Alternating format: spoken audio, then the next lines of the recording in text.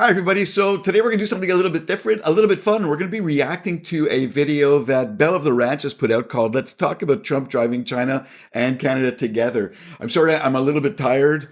You'll have to forgive me. I'm exhausted. I've been watching my wife shovel for at least an hour with a snowstorm out there. So it's going to be a little bit less energetic than usual, but let's give it a try. So once again, Belle of the Ranch. This is North America. I'm your host, Pierre Shields. Let's dive in.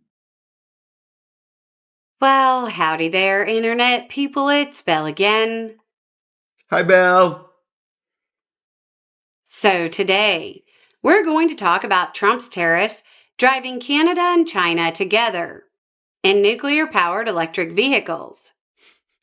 I guess I should start with the big news. Carney beat Trump. There's really no other way to say that. This one deal is just the first step, but the momentum has shifted, and Trump is kind of out of juice. Trump's tariff policy did what the experts said, drove longtime allies closer to adversarial nations. As we talked about a few days ago, Canadian Prime Minister Mark Carney went to China. As we suggested, he came home with trade agreements. Trump's erratic trade policy created uncertainty. Markets hate uncertainty. Speaking of China, My retirement money hates uncertainty too. And to be clear, Mark Carney didn't make Canada best friends or hasn't made Canada best friends with China. That's not what's happening. We're not turning into their new buddies. And, this is about trade. This is about trade. This isn't about forgetting the past. I was listening to a video by Simon Whistler recently about the atrocities in China.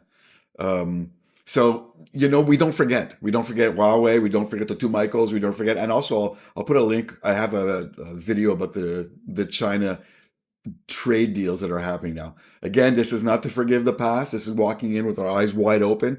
Canada used to have this kind of approach where if we deal enough with China, we're going to push them more towards democracy and towards better human rights. We dropped that. Mark Carney's there for a capitalistic approach, which is to do business together. We're not going to change China. Hopefully China's not going to change us. This is not about letting them into our country and screwing up our security. When Stephen Harper, which used to be one of our past prime ministers, would leave China, but when he went to China and when he would leave and get on the plane to come back to Canada, everybody would take their cell phones and throw them out. It was over because we suspected that we were being tracked and watched, as we suspect we are by India, Russia, the US, and so on. So not just China. So the same thing is true today. We're not going in this blindly and stupidly. We're not becoming a super ally of China and an opponent of the USA. These are trade deals. And also there's some conflict internally because of this. I mean, the trade deals that we just came back with from China help our canola farmers out west, which I think is great, but might hurt our Ontario carp producing areas and employees. I'm really hoping that won't be the case and that Ontario is able to pivot pretty quick to working maybe with the Chinese in some way or building batteries or I don't know. But I do know something. Canadians are resilient and we're really going to get through this. And congratulations to Mark Carney for having the cojones for going out there and doing something like this. I'm already ranting. Let's go back and listen to Belle. Carney said, quote, "Our relationship has progressed in recent months with China. It is more predictable, and you see results coming from that. Predictable is the opposite of uncertainty. Markets like predictability. Trump is trying to downplay the massive backfire that just occurred. Quote, well, it's okay. That's what he should be doing, and it's a good thing for him to sign a trade deal. If you can get a deal with China, you should do that." Let's be clear. Trump's tariffs were meant to strong-arm Canada on the economy. The problem is that Canada put a world-renowned economist in the Prime Minister's slot. Trump was simply outmatched. Carney has pursued other economic partners, while Trump continues to alienate ours. Trump thought that we would fold. Trump thought that we would give up. That's craziness. We saw this as blackmail. And I think it's maybe it affects Canada more than it affects other countries because we've always seen America as our friends, as our, we're in this together kind of thing. And I used to say, hey, together we can take over the world, but don't want to say that these days. Holy cow. But, America and Canada working together is so much stronger. So much stronger. What's ridiculous too is now that we're starting in Canada, we're starting to work more east-west than north-south. When free trade came into place, we started working north-south, which made a whole bunch of sense because the provinces were very close to the certain states and so on, and that made perfect sense. And now with all the tariffs and the instability and the blackmail and the threats and so on, we're working east-west, which is horrible because, in 20 years, the pendulum will have swung back, hopefully, and the authoritarian thing will have disappeared a little bit.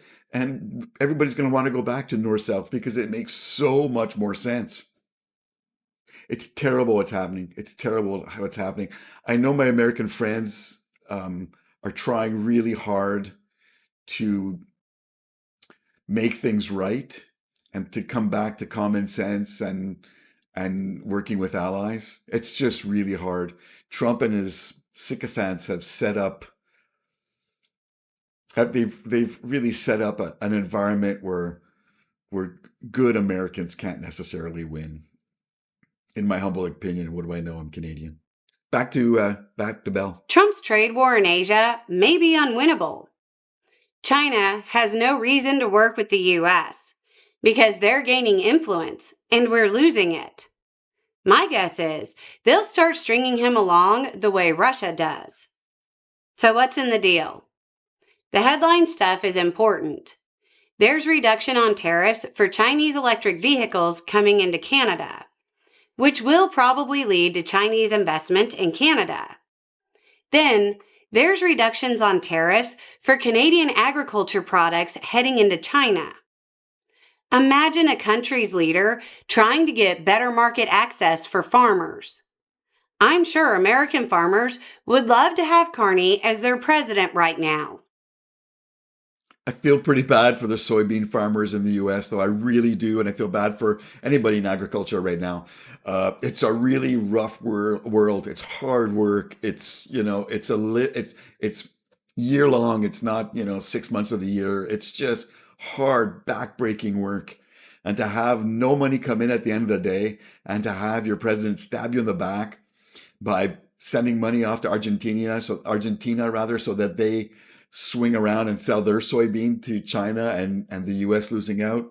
Oh my goodness, I could just imagine. Terrible. Beyond the headline parts of the deal, there's something else. China and Canada will work together on oil and gas. Oh, and natural uranium. That's going to matter a lot, as many countries, including the U.S., restart nuclear power operations. Senator Brian Schatz of Hawaii said, quote, "We just got absolutely rolled in this Canada-China deal. A stark foreign policy failure with domestic economic consequences. The most basic principle in politics and geopolitics is loyalty to friends. And we weren't just disloyal, we were hostile. So here we are."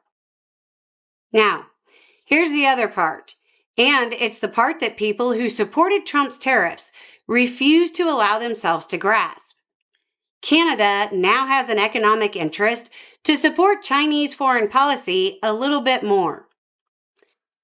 Ugh.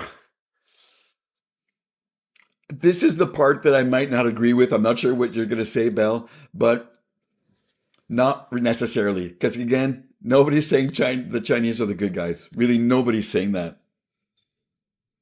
We just look at back recent history and we know that's not so.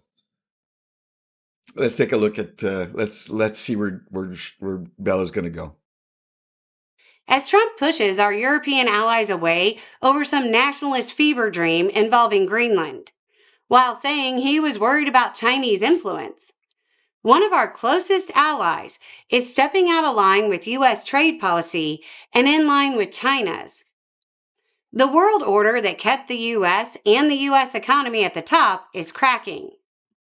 Our economic Humpty Dumpty didn't fall.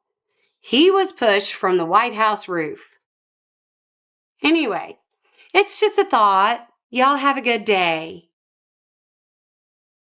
So please go see Belle of the Ranch. Subscribe, like, comment, share, anything else you can do with for her videos. She's absolutely fantastic. I love her. She has a lot of smart stuff to say and is very, very grounded. We miss Bo. I hope he's doing well. That's it. If you enjoyed this video, please like, subscribe, comment, share, click on notifications, and so on and so on and so on. Thanks for watching. This has been North of MAGA. I'm your host, Pierre Shields. Go play outside. Oops, wrong hand.